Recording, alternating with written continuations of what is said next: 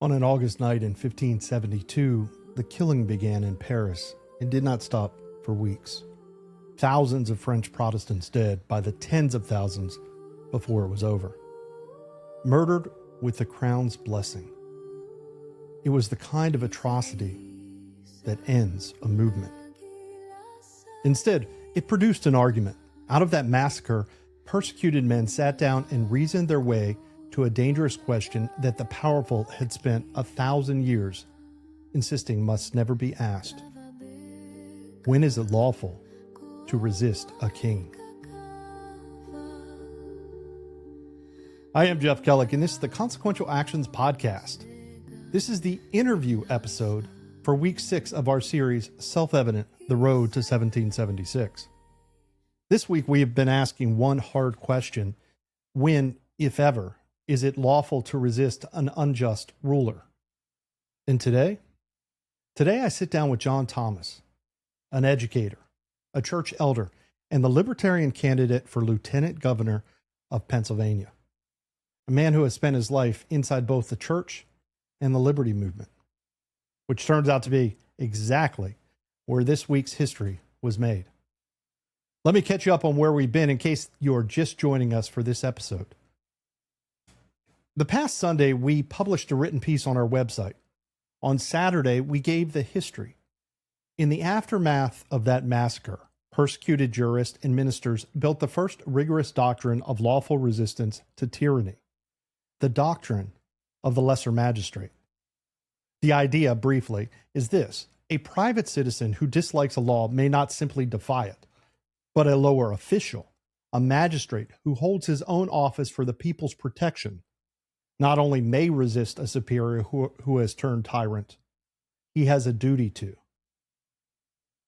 That doctrine ran through Beza, through a fierce document called the Vindiciae contra Tyrannos, and into the Dutch Declaration of Independence 2 centuries before our own, and then onward toward our Declaration of Independence.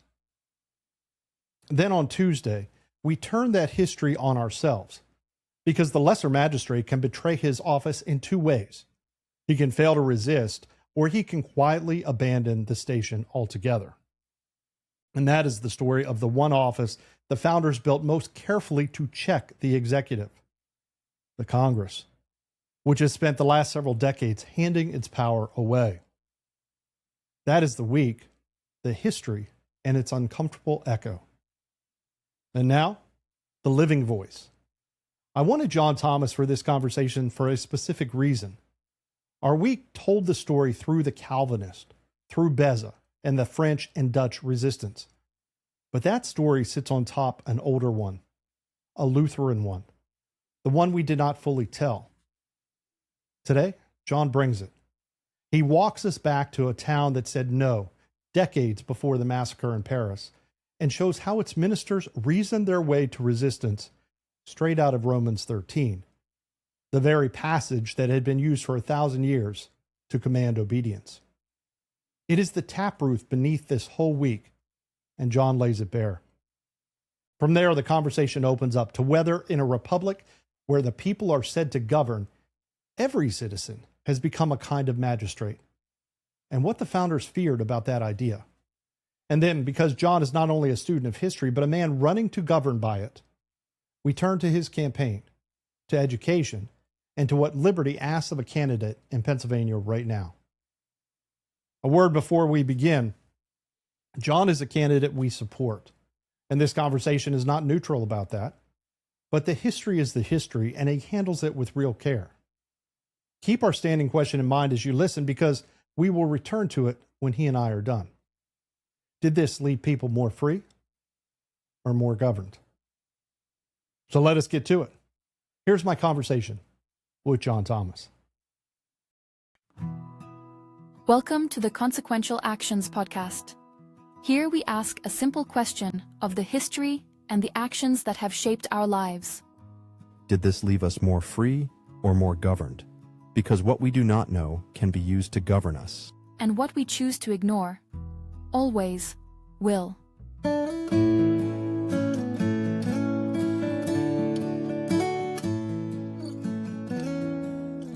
Then we're pleased to be joined on the episode by John Thomas, a friend of mine, and happy to have him here. John is running for lieutenant governor in the Commonwealth of Pennsylvania. We are working to support him in Pennsylvania. We'll talk about that a little bit this episode, but I want to give John a chance to introduce himself as he's a Christian, a father, a husband, a grandfather. So congratulations. And John, you live in Katanning. Yep. You worked in the educational field for a couple of decades now. You also do work in the church as an elder for your church. And, you know, there's also some, you work in a ministry in a nursing home. You work for in a jail ministry. You're a Sunday school teacher. I mean, this education in the church and liberty seems to come completely together for you. Has that always been that way for you, John? How did you get involved in both the liberty movement and the church itself? Well, they both kind of came about the same time. I was a substitute teacher back in like the early 2000s, like around 2006, 2007. I had a full-time job, but it was on the weekends. During the week, I would substitute teach. And at that point, I basically was a nominal Catholic. You know, I was a Catholic because my family was Catholic. Mm-hmm.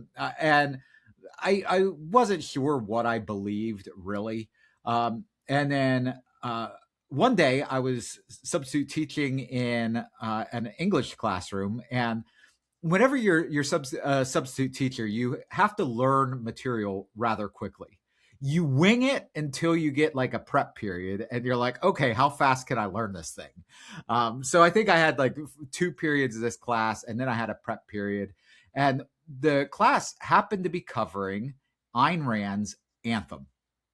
And so many of your listeners know Ayn Rand. And was this a public school, John? This was, believe it or not, this was a public school. Wow. In a public school English class.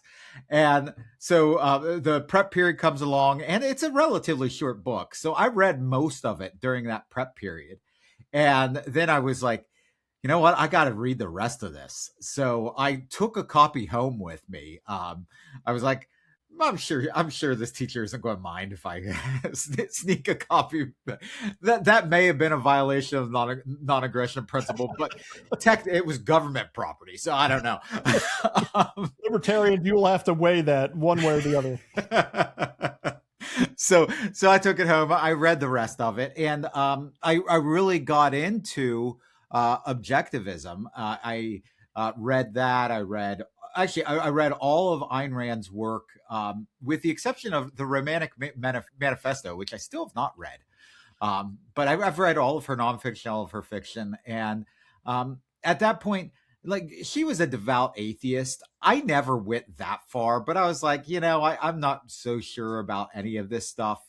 But about that same time, I also,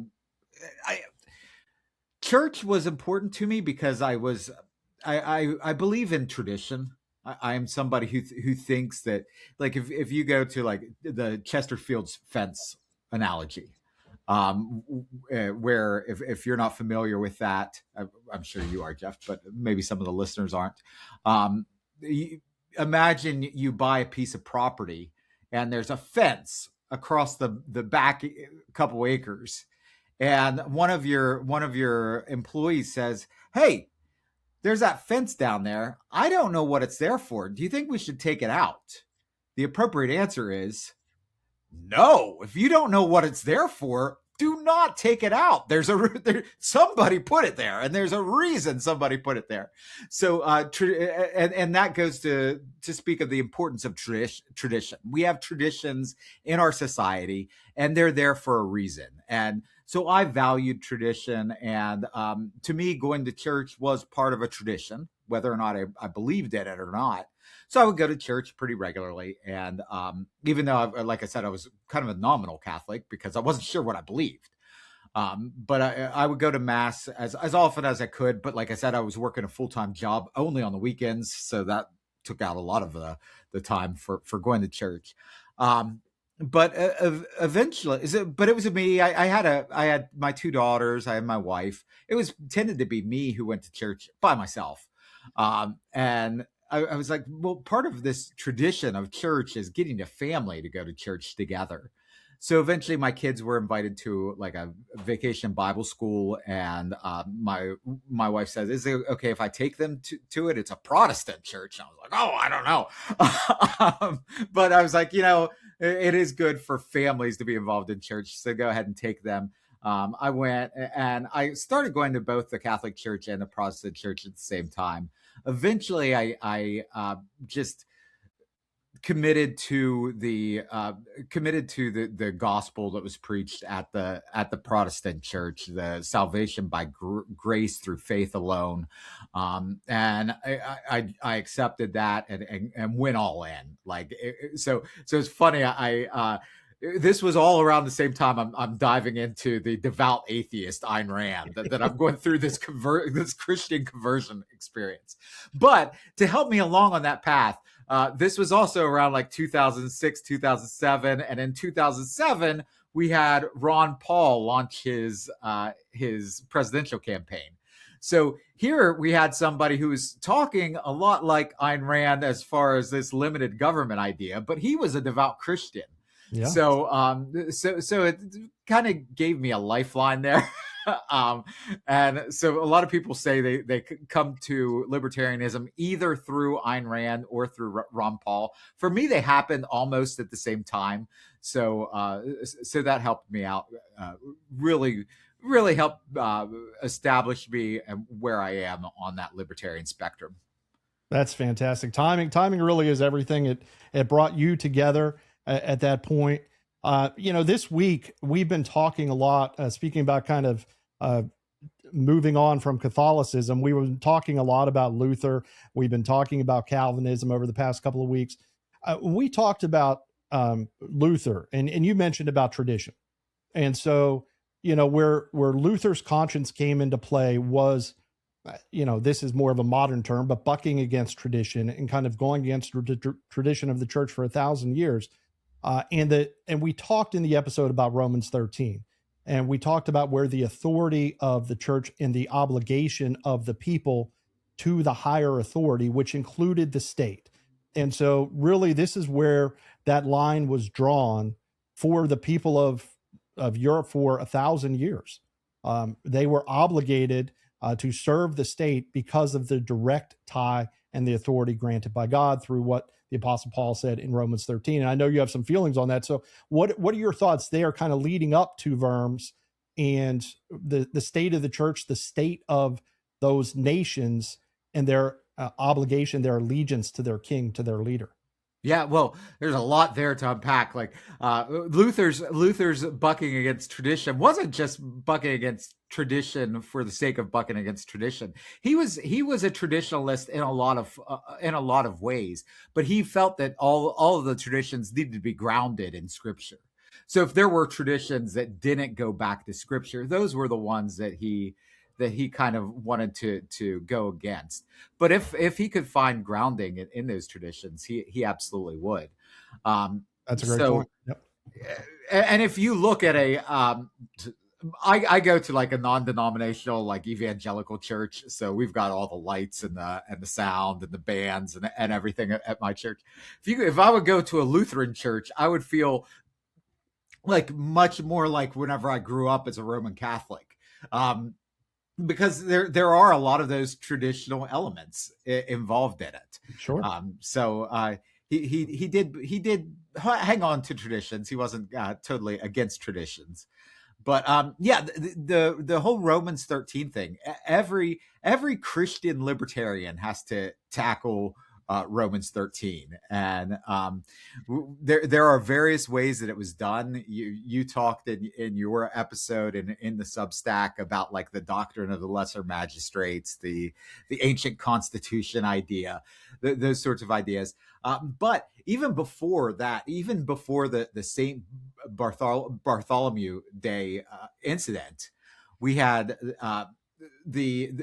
in the Germanic Republic, in the Holy Roman Empire, a decree went out that everything had to be everything had to go back to the Roman Church, and most of the Holy Roman Empire went along with that. But there was one town, Magdeburg, that did not, and they refused to submit to their prince, who decreed that they had to be subject to the Roman Church. And this was probably the first time within that that a church formally went against the elected, or not the elected, the appointed king or the appointed prince. So they had to justify it. They had to justify it through the Bible. And this was the era of like the divine right of kings.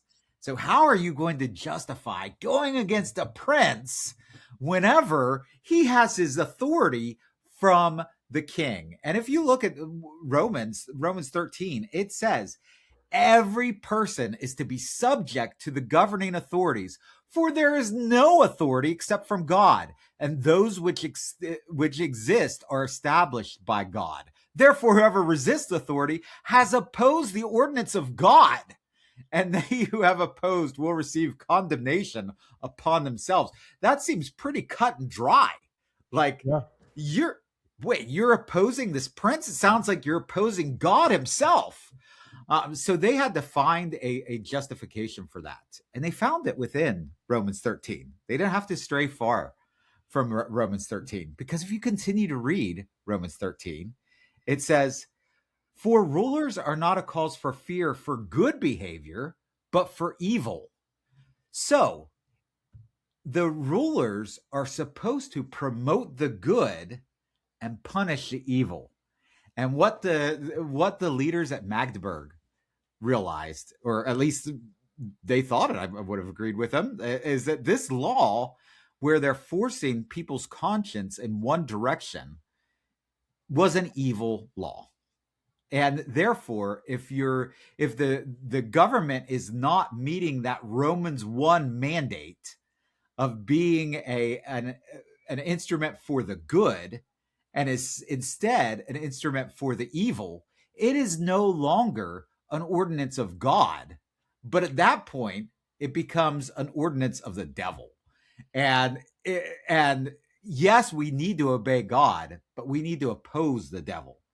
So so they justified standing against their prince by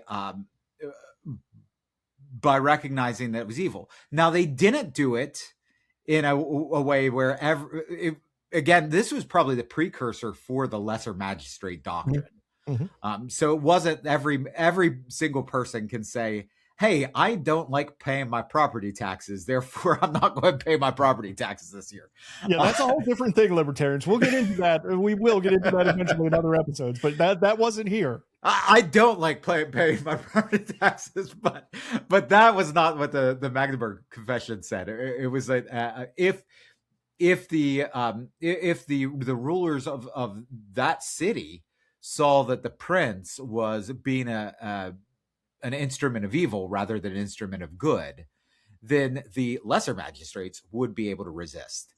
And that's right. Yeah. And that was before the Huguenots. That was before the Calvinists, the Presbyterian doctrine. That was a Lutheran doctrine. So It goes back to really the foundation of Protestantism. It wasn't Luther himself. I don't know how Luther would have thought of that. Luther was very.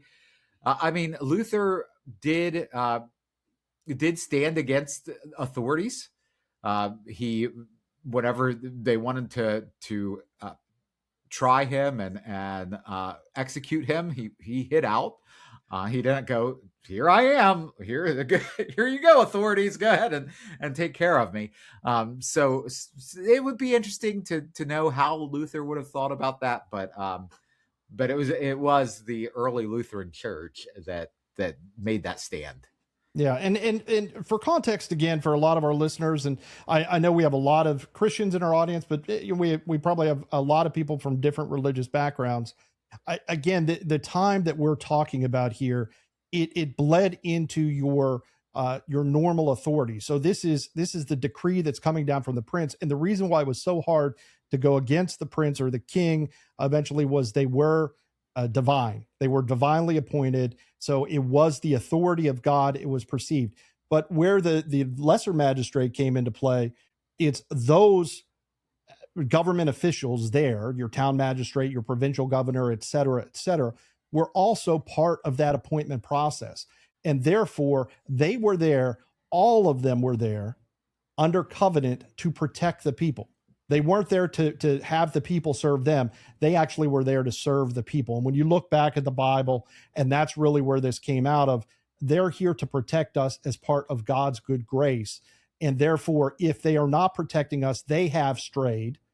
And therefore, it is the duty, and I think you correctly point out, it's not the duty of everyone to take up arms. It's the duty of the lesser magistrates to step in and call that leader out for straying from their purpose. And that's where that, and you're right, Magdeburg was, I think, 1550, and we have the same Bartholomew's Day Massacre in the 1570s, and Beza, right after that, and the Vindiciae contra Tyrannos right after that, or 5-7 years after that. And what the Vindiciae brought in was, with Beza and the lesser magistrate, was that covenant. And it said, there is a covenant between God and the king and the people, and a covenant between the king to serve the people and the people to be obedient to the king that is serving them. But once the king breaks that obedience, or breaks that covenant, that's where you can stray from your obedience. And they would argue that not only you could, but you were morally obligated to depose that king and move on from that. And then we've seen that, and really where we take it in our series is that gives us the idea of consent to the governed. And so, John, right before we got into talking here today on the recording, we were talking about an interesting turn of phrase that we use here in the United States, of, for, and by the people. So I don't know if you want to give me some thoughts on that. Does that mean that everyone is a lesser magistrate? It's interesting, isn't it? Because at this time there would have been, democracy was not a thing in the 1500s. This time frame that we're talking about, there was no thought of democracy. Even like we're talking about this road to 1776. Even when the road makes it to 1776, democracy is not a thing. People were not really small d Democrats, and certainly not big D Democrats either.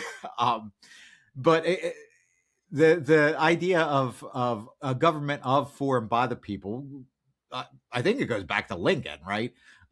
So Lincoln made this democratization of society. And whenever you think that the government is of the people, not of the magistrates, not even of the law is not the highest authority. The people are the highest authority. Well, that makes every person a magistrate of the government. And if every person is a magistrate of the government, then how do you apply the doctrine of the lesser magistrate to that? Because remember, it wasn't created, or they didn't want it to be a system where every single person could just reject whatever they didn't like about the government. It was those people who were magistrates. It was those people who had a position in the government. But if every person has a position in the government, then you get to exactly what they were afraid of, where it turns into their fear of anarchy. Right. All against all. It completely collapses. Right.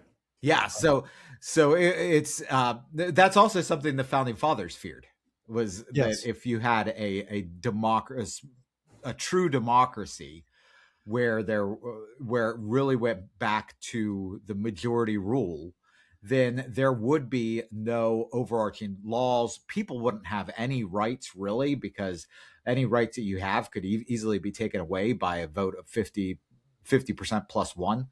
So they were very concerned.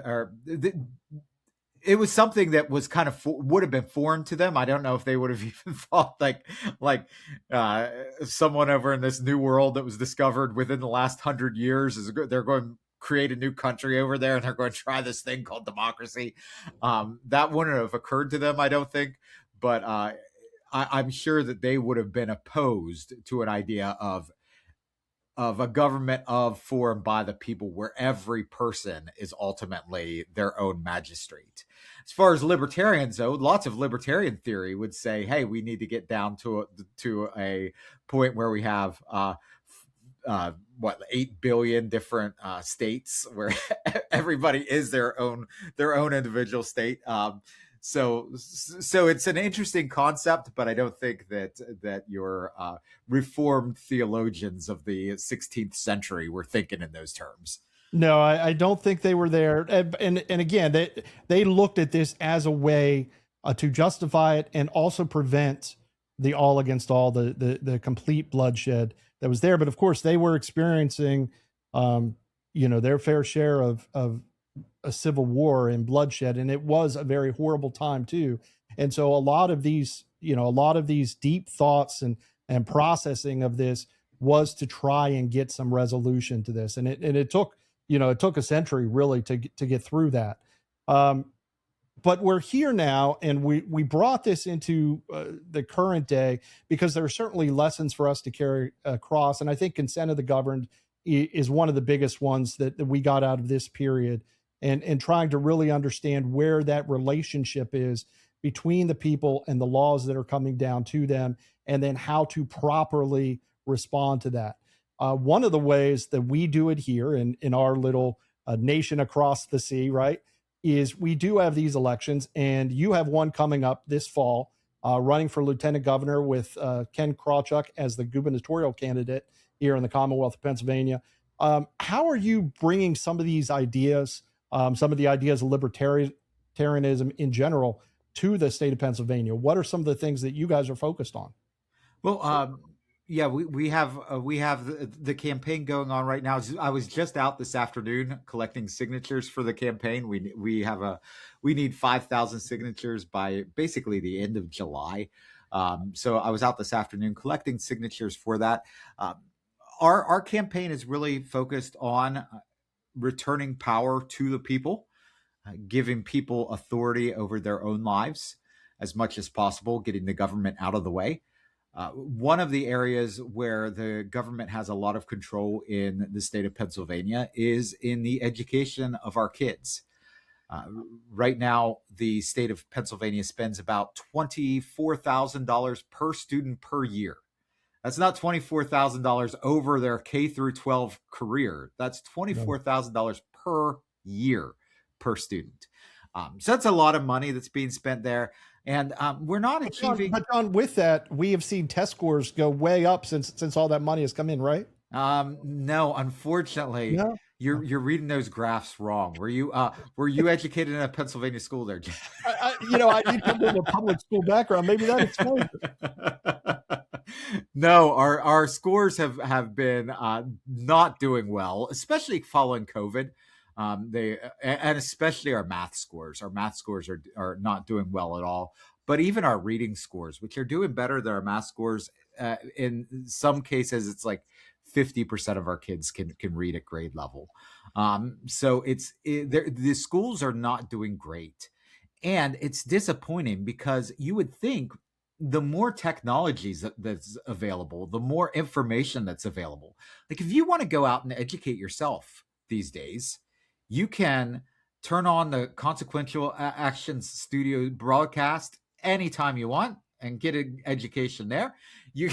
We've got the entire internet at our disposal. You can turn ChatGPT into a tutor.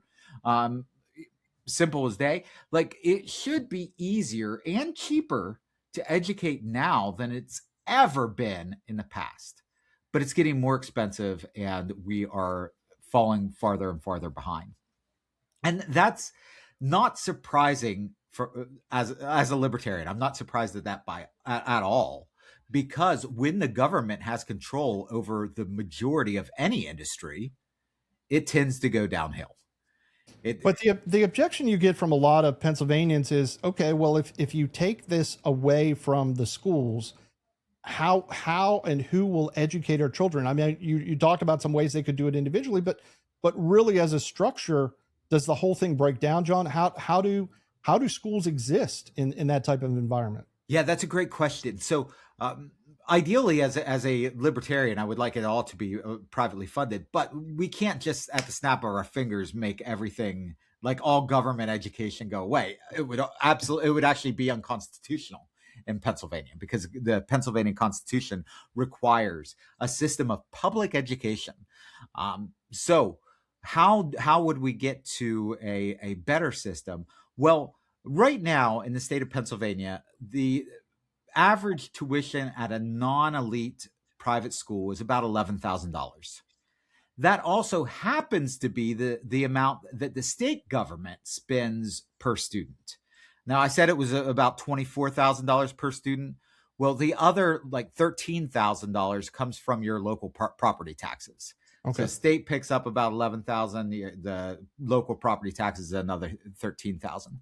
So what Ken and I would do would be to close all of the government schools, and then send every family $11,000 per student per year for their education.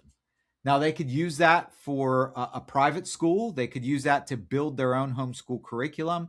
They could use that for however they want to educate their child, but it does have to be used for education. So it's public expenditures. It would kind of like if I go into a restaurant, and a privately owned restaurant, and light up a cigarette, they would probably throw me out, and they say, you can't smoke in this. It's a public establishment. So these would be privately owned schools, but they would still, I think, meet that Pennsylvania mandate of being public, a public system of education. And through that, we would have competition. And competition is the reason that we have such an advanced economy here in the United States. This is why Bernie Sanders complains about the fact that there are 23 different kinds of underarm deodorant. I'm very grateful that there are 23 kinds of underarm deodorant, so that everyone I'm around can find that deodorant that works quite right for them. But in education, we get like this one size fits all Prussian model of education that goes back. It hasn't been updated since the late 19th century, and it's not working. It's not a 21st century system.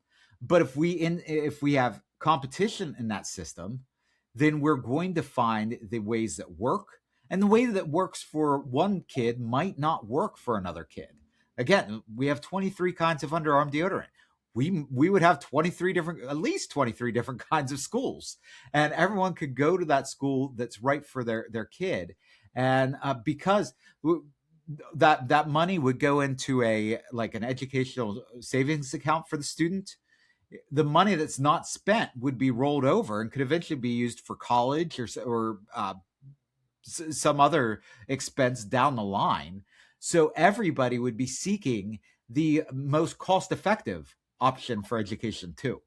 So right now, there's no downward pressure at all on how much is spent, because it's being spent by the government, and there's never downward pressure on what the government spends. That's why we spend so many trillions of dollars every year.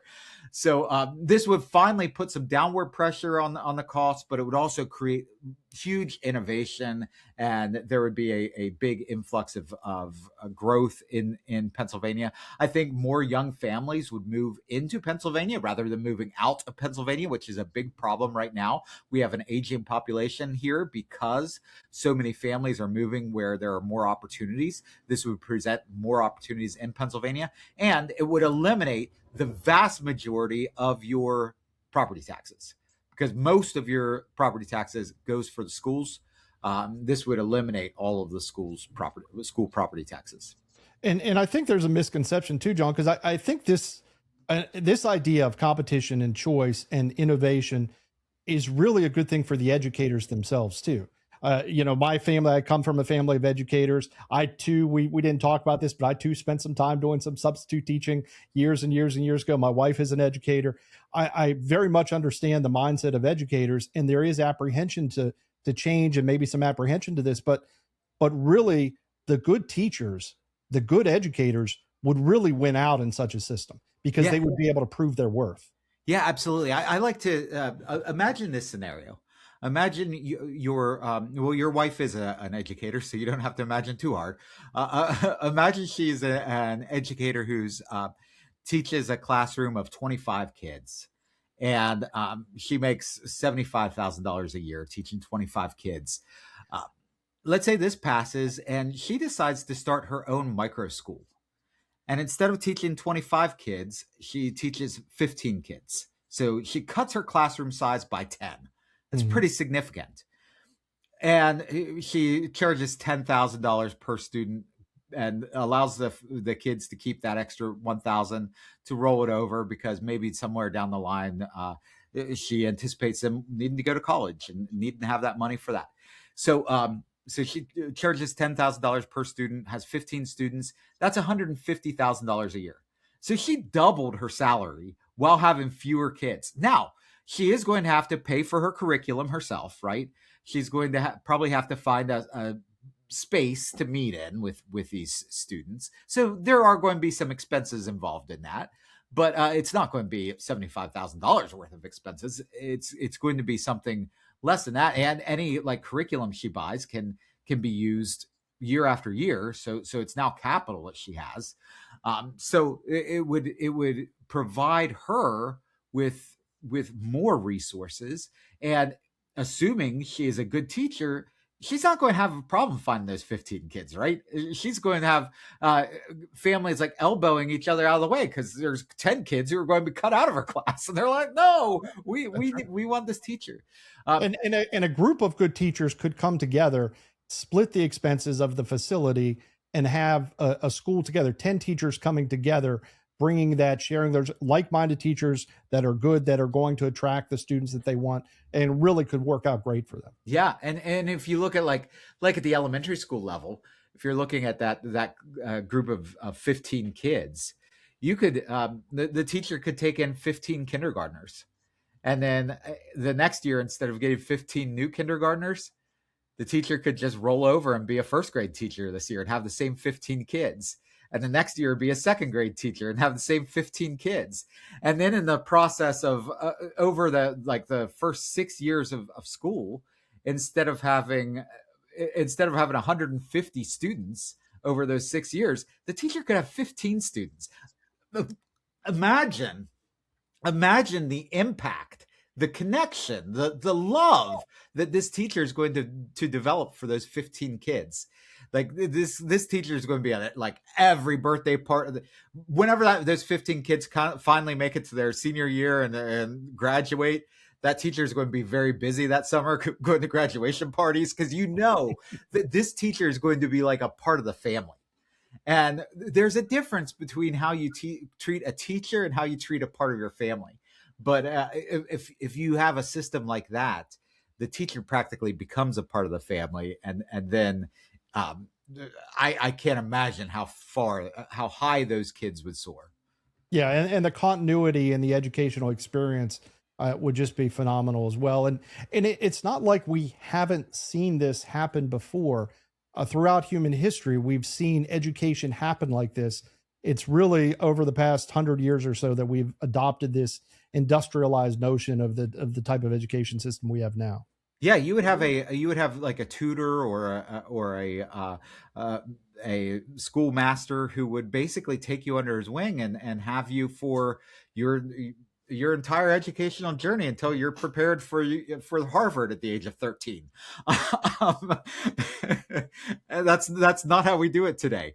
Yeah. But we could move into a system like that, and I really think that we would just have incredible growth. Now, I have seen schools that have tried to do what's called looping with the kids in the elementary school level, so that the teacher follows the kids through the school. And some families love it and some families hate it, because if you get a bad teacher that kindergarten year, and then you're like, oh no, my kid's going to have this teacher now for 6 years, that's a nightmare scenario. But if you get a good teacher that kindergarten year, that's like, oh, we hit the lottery. But in a system of private education, you're going to choose to send your kid where you're going to send your kid. So the downside's completely eliminated. Like, you're not going to choose the bad teacher to begin with. That's right. So all we have is the upside. All we're left with there is the upside. That's a fantastic point. So one of the other things you mentioned, John, is you laid this out a little bit earlier, gathering signatures. So because the Libertarian Party is a minor party in the state of Pennsylvania, you don't automatically get on the ballot right now. And there is a signature threshold that has to be met. And not only that threshold has to be met, but you have to meet objections to certain signatures. If somebody doesn't sign that name exactly right, they don't put their address exactly right, it's going to get struck. And depending on how that's viewed by the process, they'll end up striking a percentage of all the signatures based on what they see in the small sample. So you really have to prepare by getting a much larger number of signatures than the absolute bare minimums required by the state election, correct? Yeah, we're required to have 5,000 signatures, basically by the end of this month. Our goal is more like 10,000, because you're right, they'll scratch signatures. There's so many goofy regulations. For example, I live in Kittanning, Pennsylvania, the greatest city in the world, city of like less than 2,000 people, but we call it a city. And so outside of Kittanning, Pennsylvania is Rayburn Township. Now, if you live in Rayburn Township, your address is Kittanning. So on these signature sheets, it asks you for your house number, your street, and then your borough or township, borough, city, or township. So if every time you write your address as 106 Smith Lane, Kittanning, Pennsylvania, but you live in Rayburn Township, on this one document, you have to write 106 Smith Lane, Rayburn Township. Wow. Like, so little things like that, like will get people thrown. Or let's say somebody, how often have we misdated a document? Like you write out a check and you're like, I wrote the 18th, but today is the 19th, or whatever. Like we do that all the time. If you have somebody on this, I'm still writing 2025. Exactly. So if you have somebody who writes 2025 on their signature sheet, so you have 5 signatures that were dated 2026, then one person writes 2025, and then 5 signatures dated 2026. They might throw out everything that came before that 2025, because they would say, well, it's impossible for these people to have signed it in 2026 whenever they signed it before this person who signed it in 2025, when really it's just the one person misdated it. But you end up getting like 6 people thrown off the ballot. It's so many hoops to go through for this system of, quote, free and fair elections. Yeah, if you're not in one of the 2 major parties, there's nothing fair about the process. No. Yeah, that is a challenge that most other libertarian candidates that we talk with see throughout. So even if you're watching and you're not in Pennsylvania, but you support libertarian ideas, look for your candidates in your local jurisdiction, in your area. And it's very clear now, John and Ken are running a statewide election, so they can gather signatures from everybody in the state or in the Commonwealth of Pennsylvania. But some of our other candidates are just in smaller districts. You have to be inside that district to be able to sign for them. So take a look. Who's running in your district? It's something you can pop a question in Consequential Actions. We will help you. We'll direct you to the Libertarian Party resources to help you figure out who's in your district that you can support for sure. But we want you out there supporting John and Ken. Where can people find more information about the issues that you guys are running on, John? So if you go to Ken K, the number 4PA, kenk4pa.com, kenk4pa.com. And we'll have the link down below in our comments as well. All right, that's a great place for it. There's an area there that's policies, and you can go to the policies area of the website. There's also a place there where you can donate if you'd like to donate to the campaign. There's a calendar there if you would like to see any events that Ken would be at. But yeah, kenk4pa.com. That sounds great. That sounds great. John, really appreciate you being on the show this week. I think it's great that we're able to tie some of the history together with contemporary actions, and then have candidates like yourself on talking about what we can do going forward. And, really it gives our audience hopefully a lot to think about, a lot to engage with. And again, we really just appreciate having you on the show this week.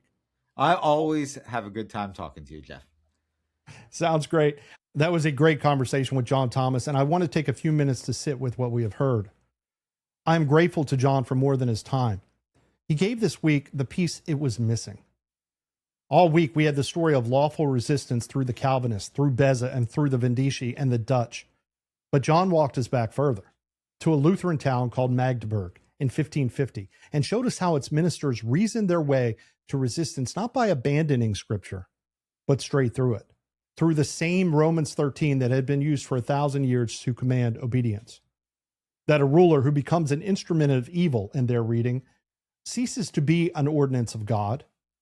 That is the root beneath the whole doctrine, and John brought it into the light with a care that only someone who is both a serious Christian and a serious student of liberty could bring. And then he took us somewhere where history alone could not go. He asked the question that our founding forces on us. If government is of, by, and for the people, then is every citizen now a lesser magistrate? And he was honest about the danger in his own answer, that if everyone is a magistrate, that doctrine dissolves into the very anarchy its authors feared. That is not a tidy conclusion. It is a better thing than tidy. It is a true one. Now, John and I ran at our standing question together out loud during the conversation, so I will not relitigate it here, but I want to sharpen one edge we left unfinished. We asked whether every citizen is a lesser magistrate. Here is where that lands. John is not merely theorizing about the office of the lesser magistrate. He is seeking one. Lieutenant governor is almost precisely the constituted lower authority the 16th century jurists were describing.